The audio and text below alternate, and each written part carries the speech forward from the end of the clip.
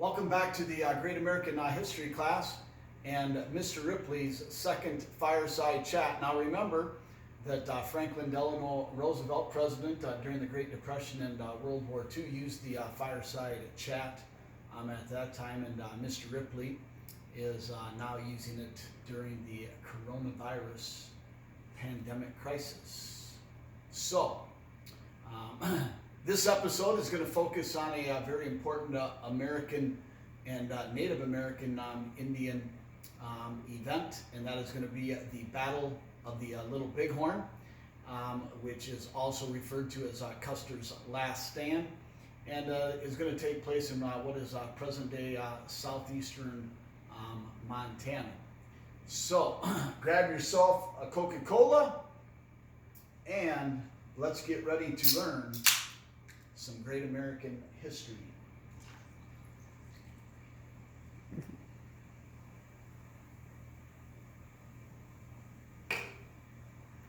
Have a Coke and a smile, as I like to say.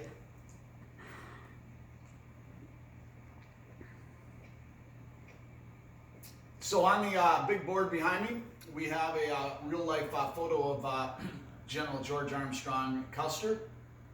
A little foundation and making a historical connection to events that we've already discussed and went through is Custer was the youngest American general in the Civil War at just the age of 23.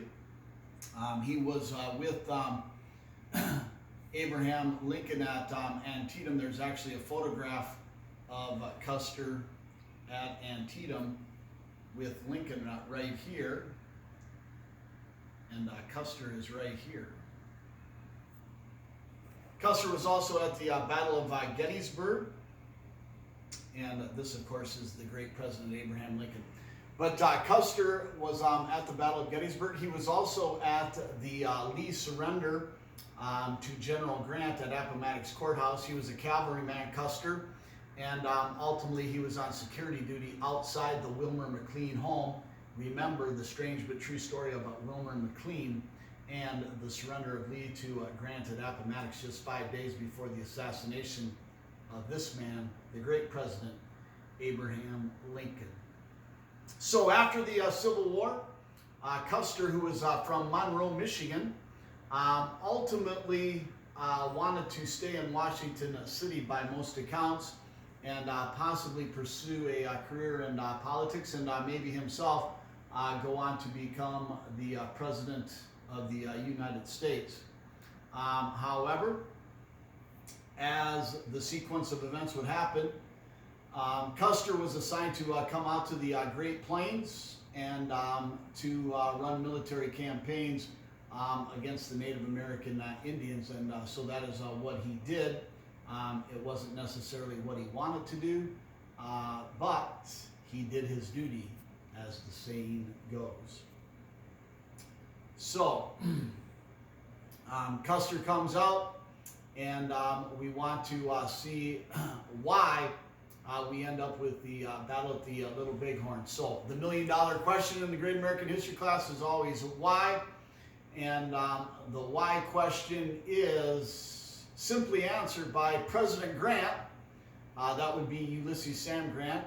Shortly after the Civil War, he came to be the President of the United States of America, and he served 2 terms in office. Well, the Grant administration would make an order that all Native American Indians, the Sioux Indians in particular, living in the Dakota Territory, which would make up part or most of North and South Dakota today, Montana, Wyoming, and in those areas, they were to report to live on reservations, and if they did not follow the governmental order of the President Grant administration, they were termed to be hostile Indians.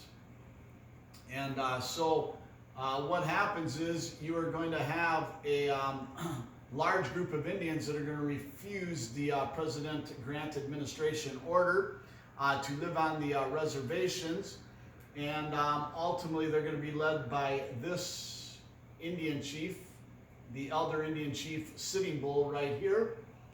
And ultimately Sitting Bull, along with a younger Indian chief named Crazy Horse, they are going to assemble a large Indian nation of about estimated to be around 10,000 Indians. And again, they're refusing to report to live on the reservational lands. Now, Custer had first come into the Dakota Territory actually on an expedition that discovered gold. And remember, gold was always a divisive thing between the white American, European white American settlers and the Native American Indians. It was a divisive moment in Georgia with the Cherokee Indians. And ultimately, it's going to be a divisive moment here. Gold is discovered in the Black Hills. You might have heard of Black Hills gold. And Custer was on that expedition in the Black Hills that gold was discovered in, I believe, 1874. So, ultimately, again, back to the situation is this is Elder Indian Chief Sitting Bull. And ultimately, along with Crazy Horse, they're going to assemble a large Indian nation of about 10,000 Indians. And they're going to be in the southeastern Montana area. And ultimately, they're refusing to report and follow the President Grant governmental order to go and live on the Great Sioux Reservation. So what's going to happen is the Great Sioux War unfolds, and Custer is going to be a big part of that. So if you take a look at the map that we have up on the big board here, at this moment in time, Custer is going to be up here in Fort Lincoln. Now, your home state of Minnesota would be where my cursor is circling. You should know that it lies, your home state of Minnesota, just to the east or to the right of, this is the present-day state of North Dakota. This is the present-day state of South Dakota. Your home state of Minnesota would be right here. This here is the present-day capital city of North Dakota, Bismarck, North Dakota. And there is a military fort that was established there that Custer and the 7th Cavalry were at. And ultimately, it is named Fort Lincoln, obviously for the former president, the great President Abraham Lincoln, who you all know has been assassinated by John Wilkes Booth in April of 1865. So, in the middle of May, I believe it was May 17th, Custer is ordered out with the 7th Cavalry that he is in command of, and ultimately this is the route that they took as they went in search of the quote-unquote hostile Indians that were refusing to report to live on the reservational lands per the President Grant administration order as of January 31st, 1876. Any Indians that do not report to live on the reservations were termed to be hostile. Hostile meaning violent Indians. And so Custer and the 7th Cavalry are ordered out in the middle of May, May 17th. I believe they leave Fort Lincoln. So if you follow my cursor, this is the route that they took as they went in search of the quote-unquote hostile Indians. And eventually, this is the Montana border with the states of North and South Dakota here. With North Dakota here, they cross. And eventually, everything led them into what becomes known as the Valley of the Little Bighorn. The Little Bighorn is a river, and right here it is. This is the Little Bighorn River in southeastern, south central Montana today. And so ultimately, things are going to all lead into the Valley of the Little Bighorn, and it is going to lead to a battle where Custer and the 7th Cavalry are going to be defeated by Sitting Bull and Crazy Horse and the large Indian encampment there that includes probably about 2,000 Indian warriors out of the estimated 10,000 Indians in that large encampment. So, right here is where the battle took place. Sometimes it's referred to as Custer's battlefield. Now, there were also a couple of other American military divisions as well. And ultimately, Custer did not wait for Gibbons and Crooks's column to come and support him as he attacked before their arrival. All right, so we are going to take a look at a video that is entitled Son of the Morning Star. Son of the Morning Star is based on a book written by Evan S. Cannell. Very good book if you want to read it. But it is considered the best book on Custer, historically accurate, very well written and done. And ultimately, ABC aired the miniseries of Son of the Morning Star several years back. So that is the video movie we're going to be taking a look at. And we're going to start it well into the video, unless, of course, you want to watch the whole episode. When you pick up the video at 1:51:42 or so, you're going to have Custer and the 7th Cavalry. They just left Fort Lincoln, and they are again making their way towards the Valley of the Little Bighorn as they're in search of the quote-unquote hostile Indians. The battle is going to take place on June 25th of 1876. So they left Fort Lincoln, and it's basically a little more than 1 month before they end up finding and attacking the Native American Indians led by Sitting Bull and Crazy Horse in the Valley of the Little Bighorn. Now, when you watch the video movie, again, we want to consider why was Custer and the 7th Cavalry maybe not successful in this battle that is considered the largest American military defeat to the Native American Indians. Well, let me give you some insight to that so you can look for those things as the video movie plays out. Number one, Custer was offered another cavalry unit to go with him, but Custer denied on taking the 2nd Cavalry unit with him because Custer was known to have a big ego. If you'll notice, he's going to be in a full white uniform. He wants to stand out. He's not in the regular blue uniform.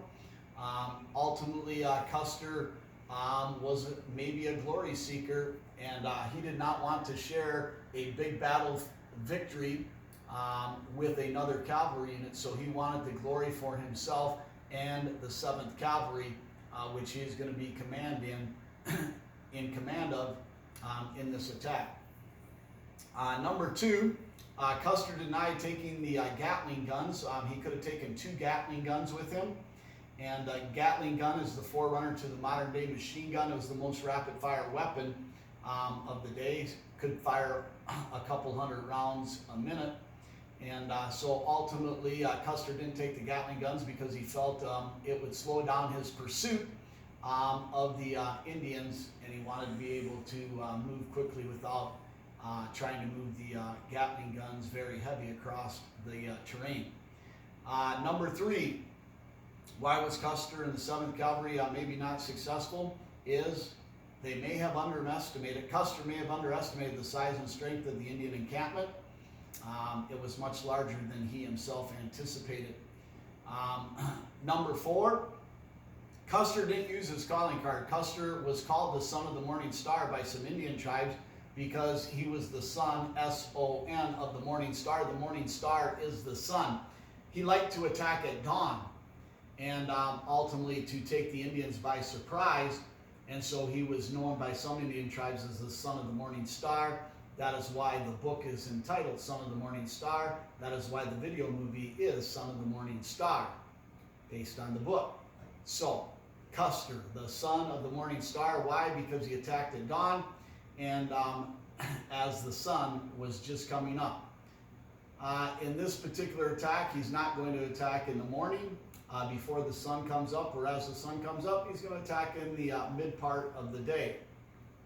Okay, so that may have helped to not be as successful as possible. And fifth, there's going to be a couple of other officers that may have let Custer down, and the 7th Cavalry as well. Ultimately, you're going to see a guy by the name of Major Reno. And Major Reno is going to lead the initial cavalry charge into the encampment.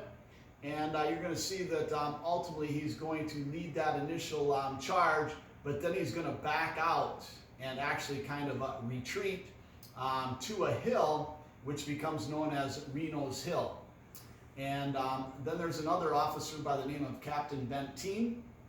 And Captain Benteen is also not going to come to the help of Custer and his unit during the attack. So those are 5 big reasons why, if you look as the video plays out and the sequence plays out, why Custer and his men may not have been successful in this attack. So again, the $1 million question is always why? Why was there this attack, or why was there this battle? The President Grant administration made an order that all Indians needed to report to live on reservational lands by January 31st, 1876. If they did not, they were termed to be quote-unquote hostile. Custer and the 7th Cavalry was one unit sent out in search of them, and ultimately led to the battle in the Valley of the Little Bighorn. Why was Custer not successful and the 7th Cavalry not successful? Well, I just listed 5 things to look for in the video movie as it plays out. And the final outcome and learning target is, you should understand that this is the biggest American military loss against the Native American Indians. Custer and about 265 members of the 7th Cavalry will be killed in action in the Battle of the Little Bighorn in southeastern Montana. So, hopefully you're all having a great day. Ultimately, I'm going to read the article on another video for you. It is the UPI article that you'll find on the Schoology account page, Custer's Last Stand. And then I'm also going to read you the notes on another video as well.